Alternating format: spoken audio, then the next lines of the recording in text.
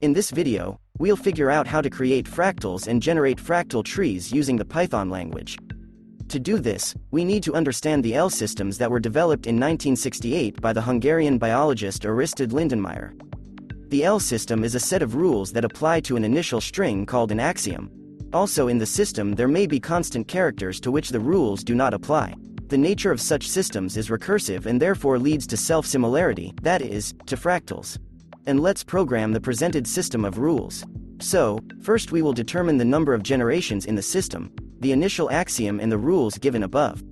In each generation, we will change the character a to the characters ab, and change the character b to a. Then we will write a function in which we will form a new line using our rules for the previous generation. Then we will run a cycle by the number of generations, and here we will form the next line based on the previous one, starting with the axiom. And if we run the program, we can make sure that the applied rules are correct, and we can also see how quickly the length of the string grows in each generation. So, in L systems, the principle of turtle graphics is used to build an image. This is a set of basic commands for displaying an image. In other words, we have a pointer that moves around the screen and rotates in given directions, while leaving behind a drawn trace. Let's look at a small example of using such graphics. And it's very good that Python has a built-in turtle module, you just need to import it. For example, let's draw a triangle. For this we will set the thickness of the drawn lines, and with the forward command we will go forward 300 pixels, and then rotate the commands to the left by 120 degrees. And in such a simple way, we drew a triangle, and for example, we will draw something more interesting. Let's take a cycle in which at each step we will go forward and turn 90 degrees to the right. And now we easily got a square spiral, and we can say that we figured out a little with the turtle, so let's get back to our L systems. And let's look at the Honeycomb Modeling system. The simulation requires giving meaning to the symbols of the L system alphabet. In this case each symbol will define a set of commands for the turtle. For symbol A, we will make a 60-degree turn to the right and step forward, and for symbol B, the same thing only to the left. Now we need to prepare everything, and first of all I will rewrite the function to apply the rules. Since we use Python, due to the list comprehension in the ternary operator, the function now takes only 2 lines. Then we import the turtle and take care of the screen settings, determine the resolution, create an instance of the screen class, use it to set the dimensions and drawing area, also set the background color and remove rendering delay.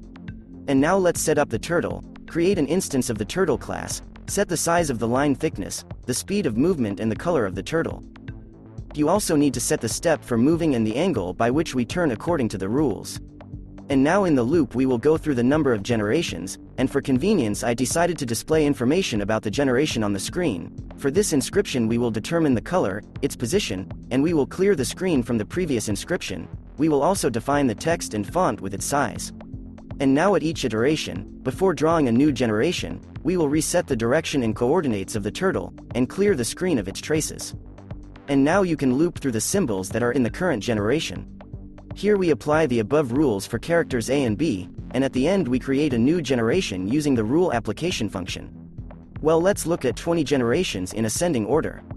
Well, to be honest, the picture is unexpected. Regular hexagons on each generation form a large overall structure, but since the number of characters on each generation increases catastrophically, it takes a very long time to wait for the last generation, so we will make some adjustments to the code. We will immediately display the generations we need. For this we will write one more function that will form the necessary sequence of characters for a certain generation. Now let's edit the previous code a little, remove unnecessary lines and use this function. And now we see the rendering of the generation we need. Due to the recursive nature of L systems, many small hexagons will form one large one, so to speak, everything is already obvious here, and let's now consider another system of rules. Using the L system, let's try to get the famous Sierpinski triangle. As you can see, there are new symbols plus and minus. Their interpretation will be responsible for the rotation of our turtle. So for this system, let's change the initial position of the turtle, change its settings, define a new axiom and write down new rules. You also need to slightly change the function of applying the rules, since there are constants in the form of a minus and a plus.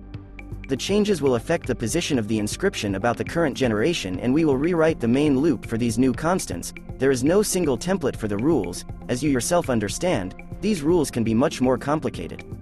So before you is the Sierpinski triangle. This is fractal, one of the 2-dimensional analogs of the Cantor set. And it was a surprise for me to get this fractal in this way. As a rule, it is built using the chaos method. And then I applied the rules to build a dragon curve. This is also an equally interesting fractal and is also known as Harder's dragon. This fractal was first studied in 1967 by physicist William Harder. Also, my eyes were caught by the rules for constructing a Koch snowflake. This is a fractal curve described in 1904 by the Swedish mathematician Helge von Koch. The most interesting fact is that this snowflake has an infinite length, but there are even more interesting types of rules, the so-called L systems with brackets. These systems allow you to build plants that look very realistic, so the left parenthesis means to save the current position and angle, and the right parenthesis restores these values. So, in addition to simply changing the rules, we also need to implement a stack to save and restore the specified values. And once again I will rewrite the main loop, but in order for the tree to grow from the bottom up, then we turn the turtle to the left by 90 degrees. So the main task now is to organize the stack correctly, but in principle everything is simple. When we encounter a left bracket, we add the direction and position of the turtle to the list, with the right one we restore it. Well, look at this, and a plausible plant appears before our eyes, but only from a fractal nature. There are also rules by which you can draw an even more realistic plant. A random number generator is used to get the angle, and the @ symbol is also used, due to which we will change the color, length and thickness of the tree branches. So we import a random number generator, select a generation, and change the rules since there is only one rule now. Then we change the size of the plant branch and write a random value function for the angle, set the color and thickness of the branches to brown, change our function to apply only one rule.